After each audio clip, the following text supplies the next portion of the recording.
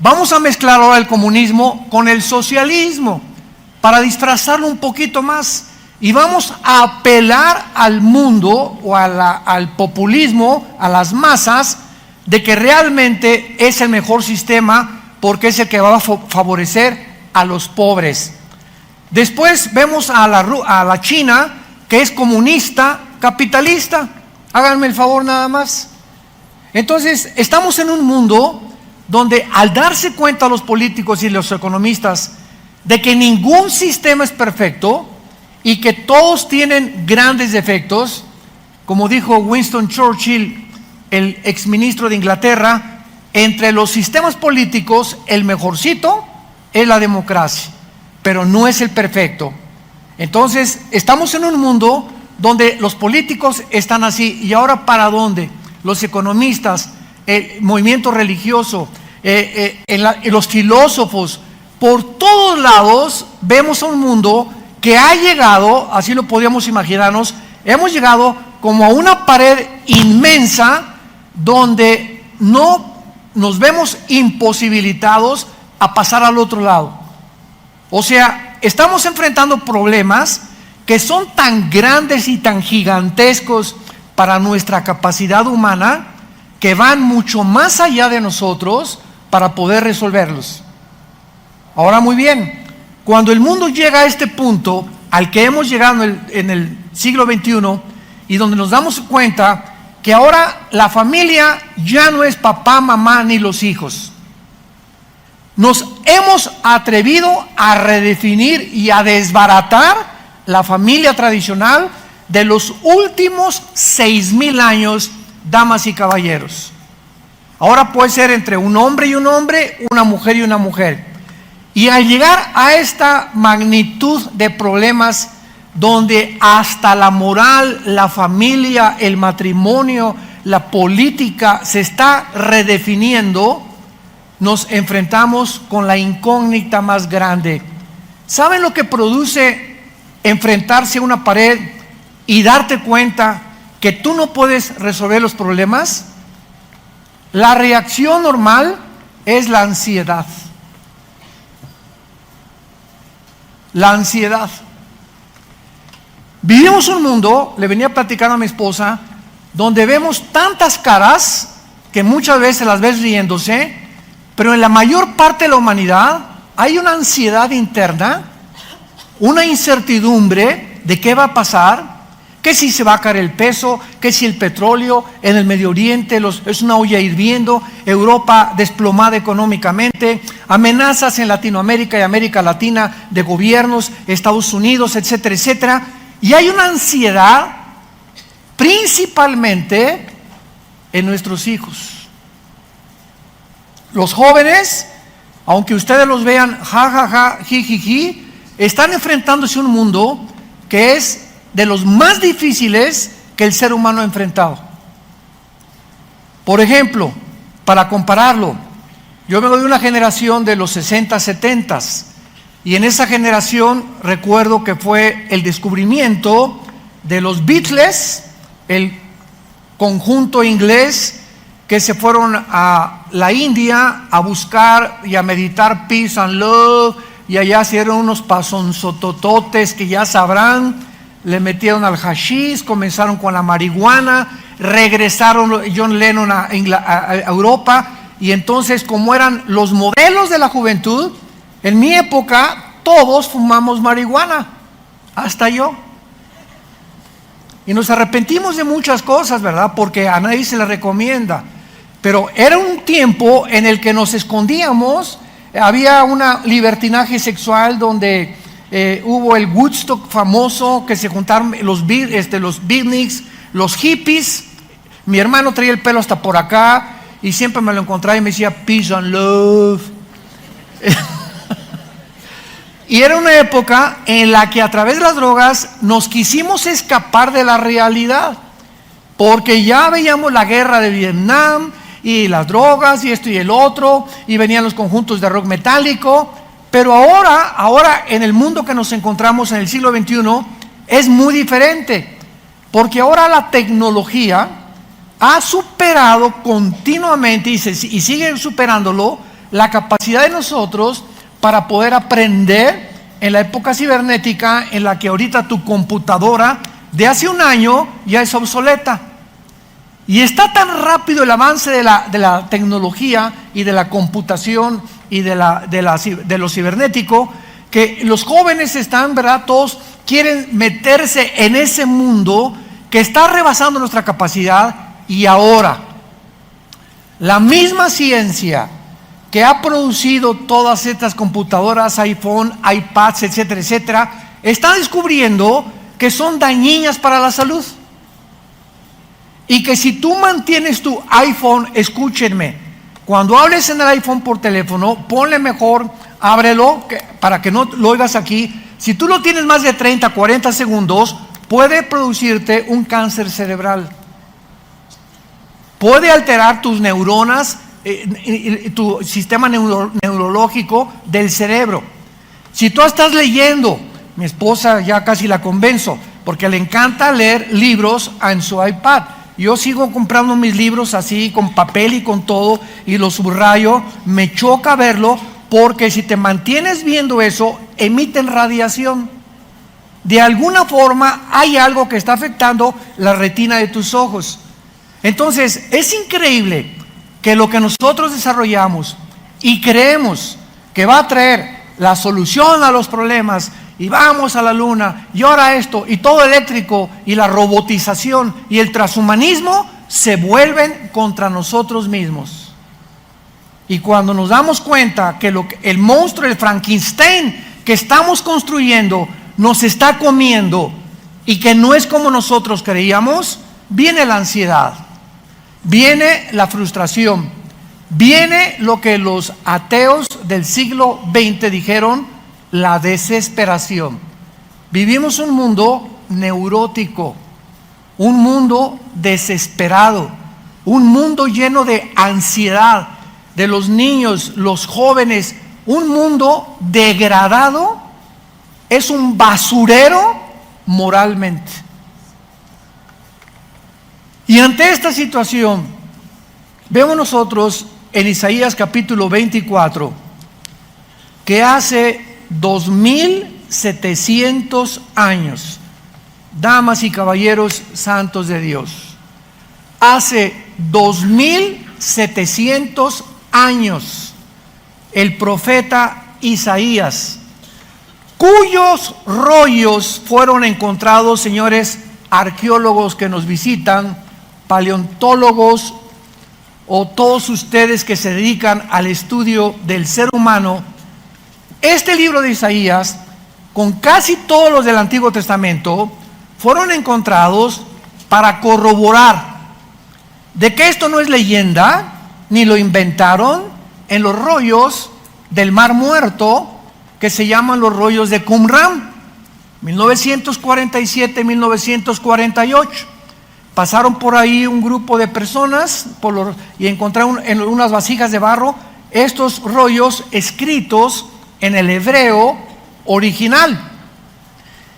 Por ejemplo, el año que entra vamos a ir a Israel, si Dios lo permite, en junio, y cuando vayamos al Museo del Holocausto, todo en medio del Museo del Holocausto en Jerusalén, se encuentra todo el libro de Isaías, tal como lo encontraron en los rollos del Mar Muerto. Así está alrededor, ya lo puedes ver los papiros, ahí están los originales.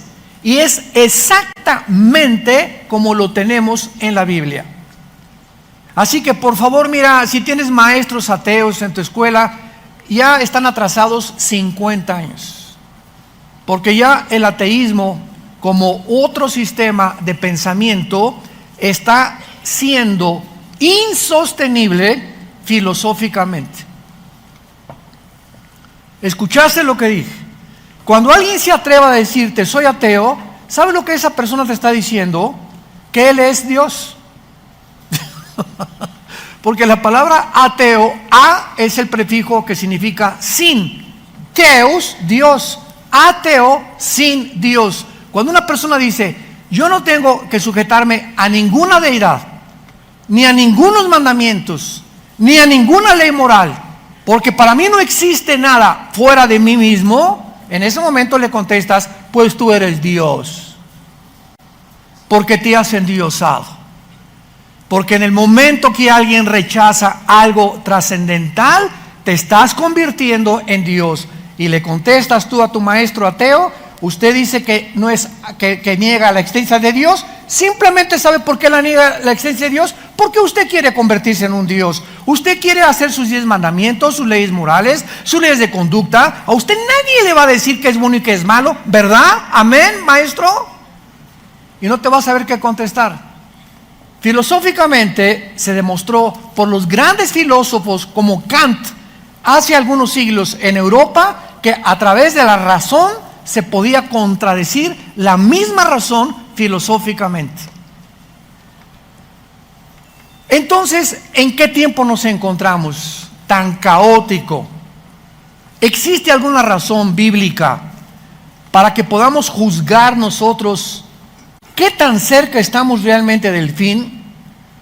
Podemos afirmar con la Biblia que será dentro de 5 años, 10 años o 50 años este fin que la Biblia profetizó. Y la respuesta es claro que sí, absolutamente, porque Dios no nos ha dejado en tinieblas. Esta es la razón por la cual continuamente el Nuevo Testamento nos dice: velad y orad, velad y orad, que cuando el Señor venga no te encuentre así. La parábola de las vírgenes, que 5 tenían aceite, 5 no tenían aceite, que es el Espíritu Santo. Vino el Señor y se quedaron, porque tenían la Biblia, pero sin el aceite, sin el Espíritu Santo. O sea, no eran salvas realmente. El último mensaje a la iglesia de la Odisea, Apocalipsis capítulo 3. He aquí estoy a la puerta y llamo. Una iglesia que se decía cristiana y no tenía Cristo. Virgen del Socorro. He aquí estoy a la puerta y llamo. Cristo llamando a esta iglesia que lo dejaran entrar. ¿Cuántas iglesias que se dicen cristianas y tienen entretenimiento y tienen esto y tienen el otro, pero no tienen a Jesús? Increíble. Y de estas 7 iglesias del Apocalipsis, 5 son llamadas a arrepentirse. Démonos cuenta, damas y caballeros, santos de Dios, que esto es algo serio. Y si Cristo no llega hoy, ahorita saliendo, o mañana, o dentro de 12 días, o el próximo año, va a llegar a tu vida, tal vez hoy saliendo, si tú te mueres. Y tú puedes en cualquier momento caer muerto de un ataque cardíaco, te puede atropellar un carro, una bala perdida, una embolia cerebral. Llegas al médico: oiga, yo tomo vitaminas, me siento sano, discúlpeme, la radiografía dice que usted tiene cáncer y tiene usted una metástasis de cáncer donde ya se ha extendido y le doy 6 meses de vida. Y de repente todo en tu vida cambia de la noche a la mañana, cuando sabes que tienes días para enfrentarte con Dios como tu juez. Y tus planes que tenías, y tus proyectos que tenías, y todas las cosas con las que tú soñabas, de repente se reducen a la nada, por la realidad que todos nosotros queremos ignorar. Nos tenemos tarde o temprano que morir. Y la muerte no respeta a niños, ni jóvenes, ni tercera edad, ni cuarta edad, ni quinta edad, si es que existen. Entonces, estamos en un mundo muy incierto, donde vamos a tratar a través de esta serie a investigar, y ojalá le pido a Dios que todos ustedes en esta mañana hayan traído su Biblia. Porque los que no trajeron su Biblia y los que siguen acostumbrándose a ir a la iglesia, porque aquí se pasan de vez en cuando en las pantallas versículos y no entiendes que la tienes que tener en tus rodillas, en la iglesia el domingo, hojearla, buscarla y checarla, no vas a tener realmente la bendición que Dios quiere darte. Porque ya es una costumbre que llegan a la iglesia sin Biblia. Imagínense el partido América Chivas sin pelota. ¿Cómo puede un partido de fútbol jugarse sin pelota? Y venir a la iglesia sin Biblia es como venir a un partido sin pelota. Muy bien. Antes que nada, veamos en primer lugar que Dios ha establecido un patrón profético bíblico. Dios ha establecido un patrón que va a gobernar toda la historia, como lo vamos a comprobar, desde el principio de la creación de los 6 días y el séptimo descanso, hasta que Jesucristo regrese. Este patrón, por eso es tan importante, y les pedí que traigan su Biblia, porque lo vamos a ver en la Biblia, ha influido al ser humano en muchas generaciones y en muchas épocas de la historia. El patrón que voy ahorita a compartirles, porque es el patrón de las semanas de su calendario. De las semanas en plural de su calendario, como un recordatorio de que Dios es el creador y el diseñador del tiempo. Nos va la Biblia a revelar que Dios tiene un plan perfecto para el universo, un propósito específico, y está compuesto y basado en este patrón de los 6 días y el séptimo de descanso, que se convierte en Israel. Tenía Israel días de años y días de semanas, y nosotros estamos apenas comenzando a penetrar en el mundo de la mente de Israel para descubrir, ¿verdad?, que por qué dijo Dios en el Salmo y en 2 de Pedro 3, un día es como 1000 años y 1000 años es como un día. Veamos pues nosotros este patrón de Dios. Cuando Dios creó al mundo, lo creó en una semana, la semana de la creación. Vayamos a Génesis capítulo 2 y veamos nosotros que cuando la Biblia dice 3 días, 2 días, 5 días, 7 ángeles, 15 años de prueba, 40 años de prueba, nunca, jamás Dios nos da un número, nunca, al azar o por coincidencia, como cuando Cristo con la mujer samaritana se quedó 2 días, lo vamos a ver con los samaritanos. ¿Por qué 2 días se quedó con los samaritanos? ¿Por qué cuando le hablaron a Jesús, Juan 11, ha muerto Lázaro? Jesús esperó 2 días. Otra vez se vuelve a repetir, lo vamos a ver más adelante, pero siempre que vean ustedes días o números, tienen un simbolismo profético. Porque Dios no pone nada más porque 4 o 5, no. Cada cosa que Dios pone en la Biblia tiene un simbolismo y un significado más profundo de lo que nos podemos imaginar. Vemos nosotros pues que en el capítulo 2 del Génesis dice: fueron acabados los cielos y la tierra y todo el ejército de ellos. Cuando la Biblia menciona el ejército, está hablando de los serafines, querubines, los ángeles y los hijos de Dios. La familia espiritual que Dios tiene en el cielo y que muchos de ellos se rebelaron contra Él.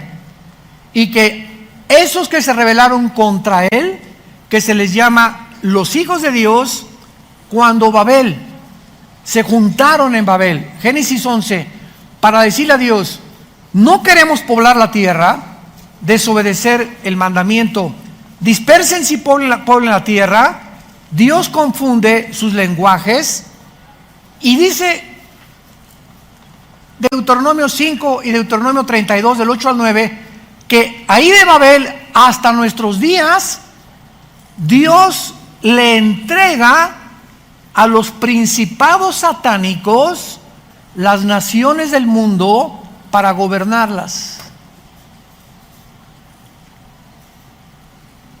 Y cuando llegamos a Daniel capítulo 10, ahí encontramos claramente que la Biblia nos revela que en los tiempos de Daniel, el principado de Grecia y el principado de Persia eran dos principados satánicos que controlaron el imperio griego y el imperio de los medos persas, el imperio de los romanos, de los babilonios, de los asirios, de los egipcios. Dios entrega todo esto a los poderes del mal. Y al mismo tiempo que Dios entrega a las naciones, otro capítulo después, en el capítulo 12 del Génesis, Dios llama a Abraham. Y entonces dice Dios, voy a hacer una nación para mí. Todas las naciones están infiltradas de dioses paganos, de idolatría, de hechicería, de brujería, como tú le quieras llamar. Voy a formar una nación que pueda, en medio de todas las naciones, dar testimonio de que yo existo, de que yo soy el único Dios verdadero. Y por eso Dios escogió a Israel. Y entonces pasa el tiempo y esta nación que Dios escoge para Él se pervierte también. Y se van tras los dioses Astaret, ¿verdad? Y Artemisa, Moloch, y a todos los dioses babilonios, a los dioses filisteos, etcétera, etcétera. Y entonces Dios le dice a Israel, me divorcio de ustedes. Así acabó Dios divorciado de Israel. Y ahí te ves, nos vemos al ratito. E introdujo Dios en su plan a nosotros la iglesia. Y en el día de Pentecostés, ¿por qué creen ustedes que el fenómeno fueron las lenguas? Casi la mayor parte de los cristianos se han ido con la finta, ¿verdad? Que las lenguas y que esto y que el otro, sin darse cuenta que las lenguas era una señal profética de que en ese momento Dios oían en su idioma, porque eran lenguajes, es la palabra glosa en el griego, que es un lenguaje conocido, no no es una jeringosa como la que oímos casi siempre, es un lenguaje conocido que tiene que haber una interpretación de acuerdo a la Biblia para que sea genuino realmente. Y en ese momento el idioma hebreo iba a las naciones y en su idioma judío escuchaban el evangelio. Lo que confundió en la Torre de Babel, Dios lanzaba una campaña ahora para la conquista de las naciones y nos mandaba a nosotros, a esas naciones entregadas al paganismo y a los dioses, ser predicadas y conquistadas por el mensaje del evangelio. Id a Tlalnepantla, eso dice. Lleguen hasta Tlacomulco. Id al mundo. Comiencen en Jerusalén, Samaria y hasta el último de la tierra. Porque todas las naciones fuera de Israel estaban entregadas al paganismo. Ahorita Israel está guardadita para que cuando venga la tribulación, ahí Dios va a tratar con ellos. Pero les estoy dando un panorama general para que vean ustedes que Dios tiene un plan en la historia. Que nada de lo que sucede es accidental. Que nada es coincidencial. Hay un plan determinado de su anticipado consejo y preconocimiento para que las cosas suceden como Él mismo lo estableció.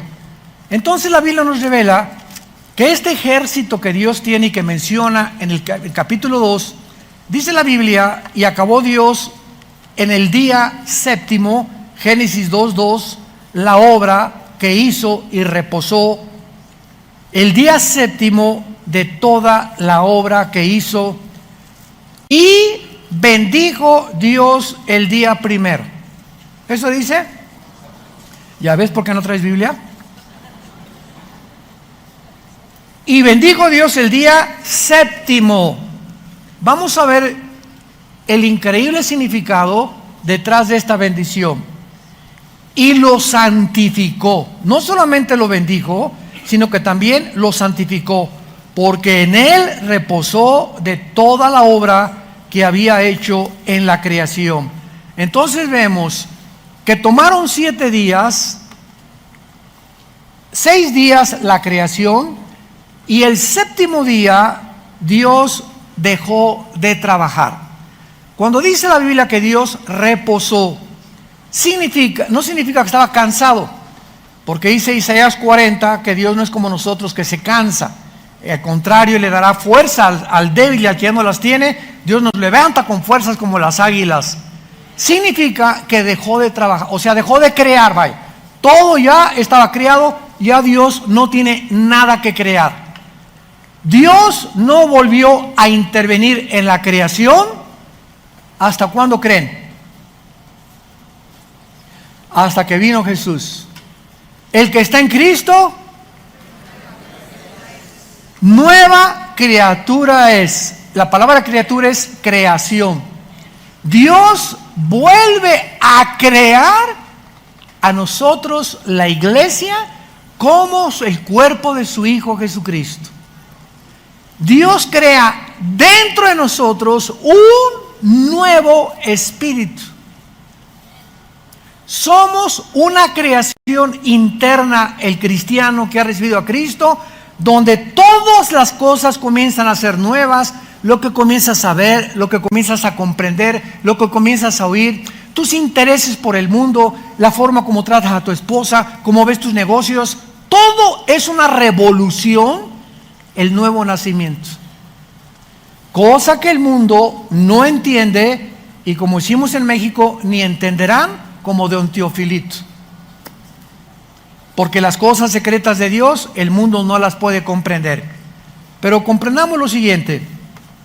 Dios crea entonces 6 días de creación y un día séptimo.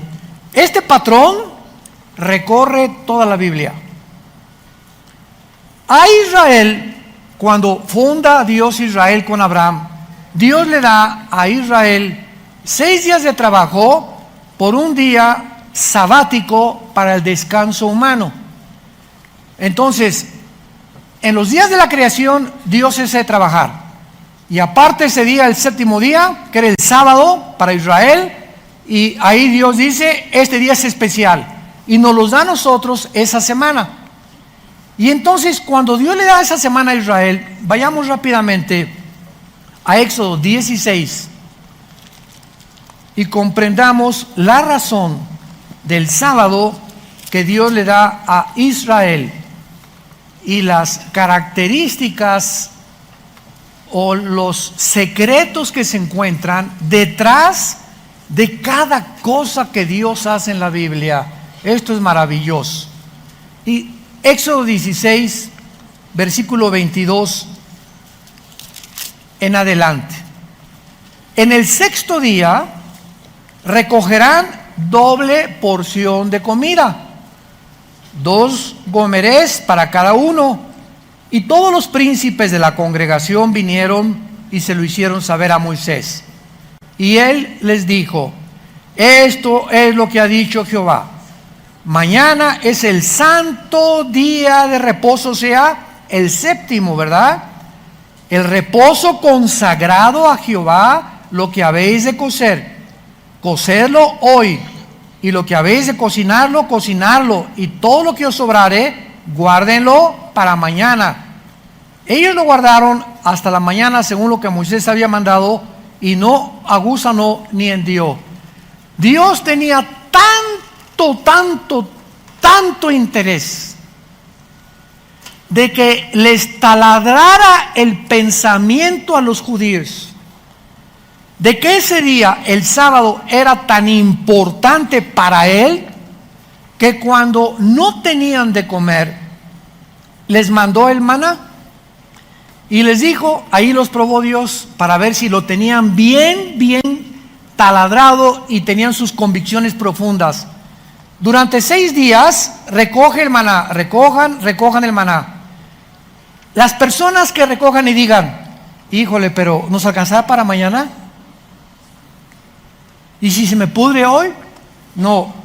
A ver, vieja, échale aquí, guárdalo aquí, unas bolsitas de plástico, unos doggy bags, y vamos a llevárnoslos aquí por si nos echa a perder. Los que amontonaban para el sábado, dudando que Dios no los iba a proveer, se les pudría y se les echaba a perder. ¿Cuál era la razón por la cual se les echaba a perder? Porque Dios, vamos a ver primero la salud. Nunca se han preguntado ustedes, señores ateos que nos ven por la televisión o si los hay aquí presentes, nunca se han preguntado ¿Quién inventó la semana de 7 días?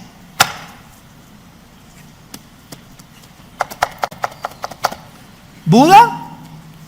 ¿Marx? ¿El Che Guevara? ¿Walter Mercado? ¿Zoroastro? ¿Mahatma Gandhi? ¿Stalin? ¿Quién inventó la semana de 7 días? ¿De dónde salió?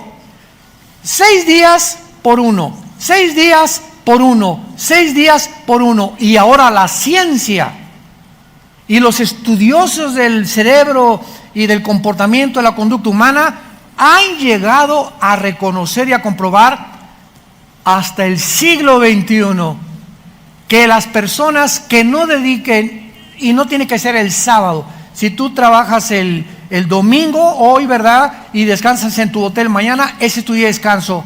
Lo importante es lo siguiente, que Dios ha diseñado el cuerpo humano para que descanse. Y si tú no respetas que necesitas descansar, y descansar es no hacer nada, ni te vas a llevar tu computadora el día de descanso. El día de descanso te vas a ir al boliche, o vas a ver una película, o te vas a Chapultepec, o a remar a Xochimilco, y te vas a olvidar completamente de todo para poder desatornillar todo lo que traemos aquí amontonado por 6 días, porque si una persona no acostumbra a descansar totalmente y a sacar todos tus pensamientos y preocupaciones una vez al día, comienzas a manifestar problemas mentales. Algo se comienza a descomponer neurológicamente. Comienzas a ser una persona sumamente nerviosa. Comienzas a ser una persona con múltiples desórdenes de la personalidad. Comienzas en la mañana a ser una persona, con tu familia eres otra persona. Aquí llegas a la iglesia con cara de San Cleotilde. Con tus amigos tienes otra personalidad. Sin que nos demos cuenta, comenzamos a desintegrarnos y comenzamos a acudir al mundo, al psiquiatra, al psicólogo, que van a acabar dándote Valium, Prozac, ecuaniles, pastillas tranquilizantes. Otros huyen en el alcohol, otros en las drogas, otros en las mujeres o en los placeres, pero comenzamos a buscar algo que nos evada de la realidad que estamos enfrentando, porque no nos aguantamos a nosotros mismos. Y se manifiesta en amargura, en ira, en rencor, en falta de perdón. Y ahí estás dentro, ahí traes un veneno entre ti que te está infectando, que ya no has perdonado a tu cuñada de hace 2 meses, o a tu ex esposo de hace 1 año, o a tus papás, o a tus hijos, etcétera, etcétera. Y todo eso comienza a autodestruirnos, a desintegrarnos sin que nos demos cuenta. Y todo se refleja aquí en la mente. Y eres una persona desesperada, inquieta, frustrada, sin paz. Y si no tienes paz, tú no puedes venir a Dios. Tú no puedes venir en ese estado a creer que Dios te va a hablar en la Biblia. Porque tenemos que venir a la Biblia tranquilos, fuera amargura, fuera todo lo que sea fuera, Señor, dependo completamente de ti. A mi hijo no lo voy a cambiar, a mi hija no la voy a cambiar. El matrimonio de mis hijos está mal, que se bañen, que se arreglen, los aconsejamos, pero los problemas externos de nuestro matrimonio, nunca permitas que entren a tu matrimonio, ni que descompongan la paz entre tú y tu esposa, entre tú y tu esposo. Yo les he dicho en los seminarios que tenemos allá en la Riviera a los matrimonios de nuestros hijos, oramos, pero nosotros no somos dioses para cambiarlos. Y les aconsejamos.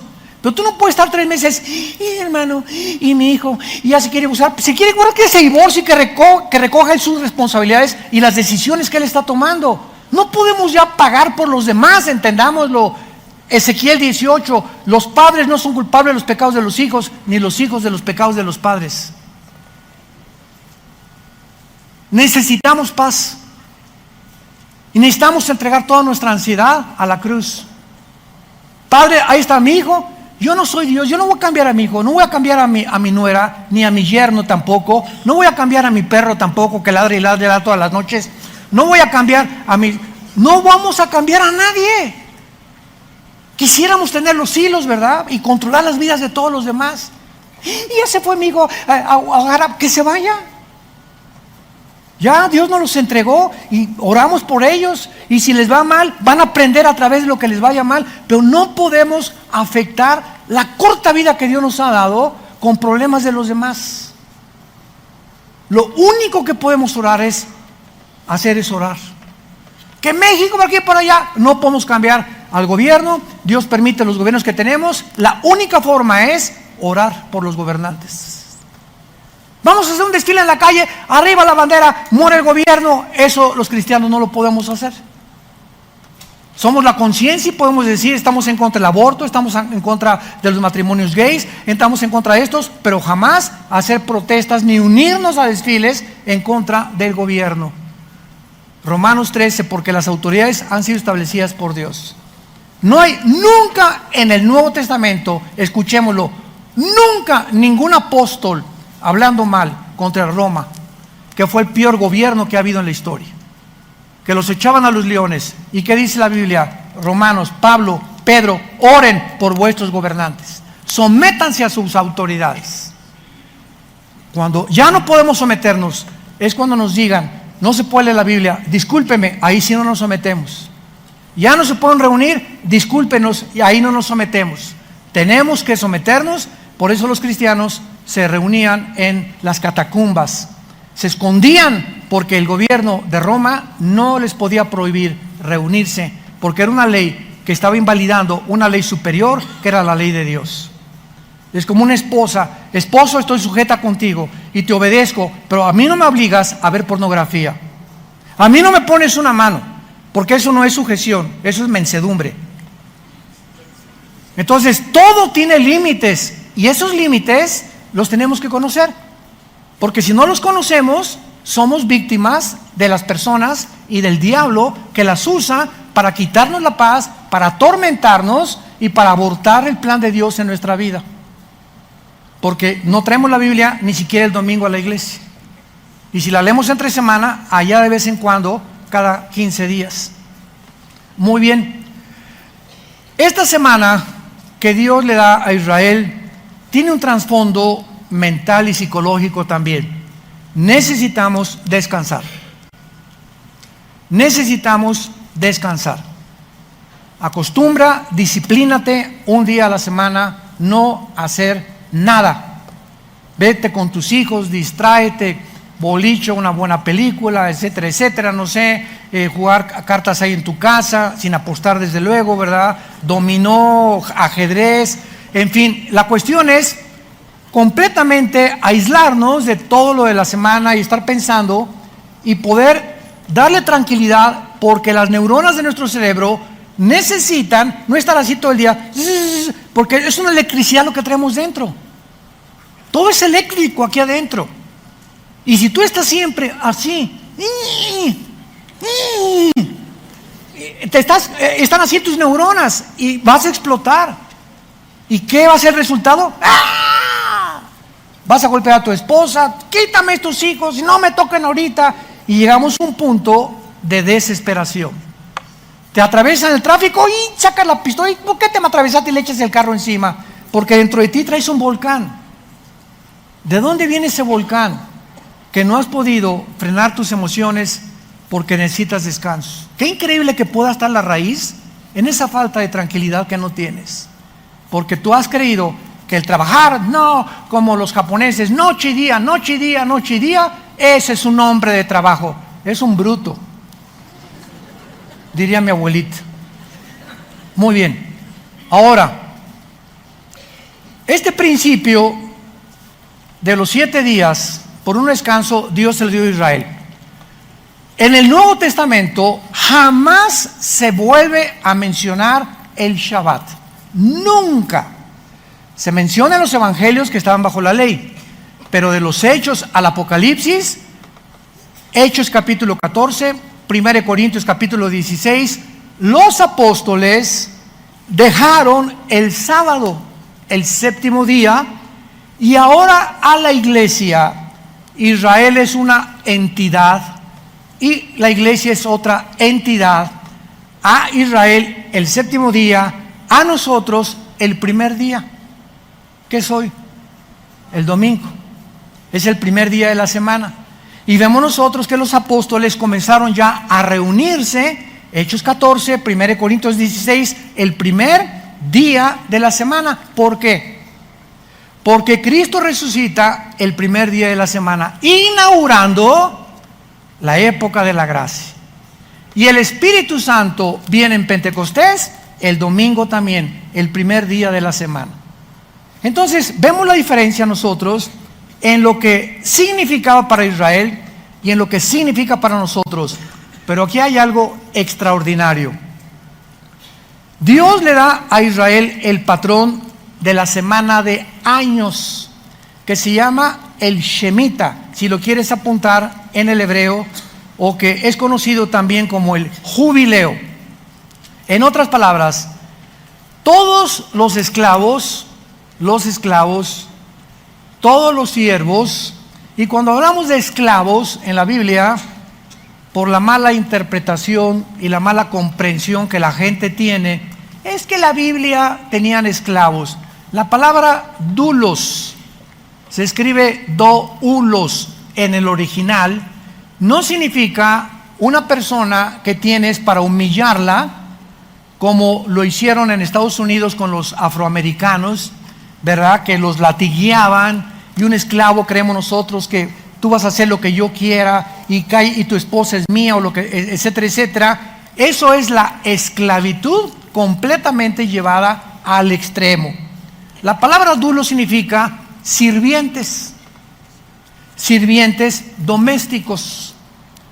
Tenemos nosotros aquí en Toluca una muchacha que nos va a cocinar, es nuestra sirvienta doméstica, y la tratamos, se sienta a desayunar con nosotros también, la tratamos como un ser humano, tratamos de velar que esté bien, etcétera, etcétera.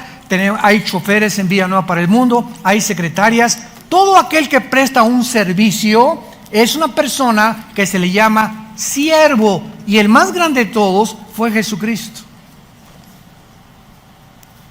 El creador de los cielos baja al mundo a servirnos y a desbaratar el concepto que se tenía, que la persona que sirve entonces es mayor que los que le sirven. Y Jesús dice: no, el más grande es el que sirve que el que es servido. Y yo he venido para servirlos a ustedes, y el mayor entre ustedes es el que sirve a los demás. Nosotros los pastores, cuando buscamos personas a quienes darles responsabilidades, ¿saben qué buscamos? No buscamos nunca talentos. No, este hermano es esto y esta hermana es esto, por aquí, por allá. Buscamos entre ustedes quienes tienen el espíritu de servicio. Quienes vienen a cargar las sillas, a despolvar, a cargar esto, a colocar, a meterse en el staff, a hacer servicios en los baños que aparentemente no los haces tú porque eres Piruration. El hermano Pirruris no se puede lastimar ni ensuciar las manos. ¿Qué se han creído que yo vengo? ¿Sabes una cosa? Jesús se hincó a lavarnos los pies. Se hincó a lavarnos los pies. El creador de todas las cosas. ¿Es suficiente ese ejemplo para que te sigas creyendo Piruration? Muy bien. Vemos nosotros entonces en Éxodo capítulo 21, versículo en penúltimo lugar, 21:2. Si comprares siervo hebreo, 6 años servirá, mas al 7º saldrá libre de balde. Todo esclavo o todo sirviente o todo empleado doméstico nada más podía, no de por vida, solamente 6 años debía de trabajar. Y el amo le debería decir: Pancho, ya llevas 6 años conmigo, ahora eres libre para hacer lo que tú quieras. Si quieres seguir trabajando conmigo, lo puedes hacer, pero ya no tienes la obligación de servir en mi casa. Se llamaba el Shemita. Y a los 50 años, después de cada 49 años, el año 50 era un día en el que se dejaba ir a los esclavos y se perdonaban las deudas. Si tú debías algo a alguien, no te las podían cobrar. Nadie dijo amén. No te conviene, ¿verdad? No, a mí que me paguen. Bueno, todo esto tenía un simbolismo tremendo. Ahora, es interesante que estos 6 días, que eran semanales, se convierten en 6,000 años. Porque estaba escondido dentro de la semana de creación, la semana de los años. Sígueme con cuidado. De Adán a Abraham, apúntalo, hubo 2,000 años. De Abraham a Cristo, 2,000 años. Ya llevamos 4,000 años. Y de Cristo a nuestros días, ¿cuántos llevamos? ¿Perdón? Ya casi 2,000 años. Ahora, muy bien, si el 7º año o los otros 1,000 años que siguen es el milenio, nos encontramos al final de los 6,000 años. ¿Cómo podemos? Aquí viene la cuestión, lo vamos a contestar en la otra conferencia. ¿Cómo podemos nosotros comprobar, corroborar cuántos años llevamos? Porque el calendario se cambió.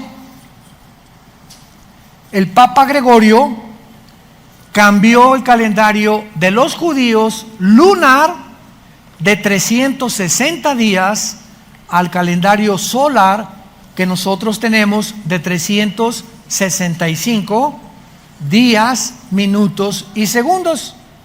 Entonces, en este cambio de calendario, recordemos que en la Biblia los años son de 360 días y cada mes se contaba con la luna llena.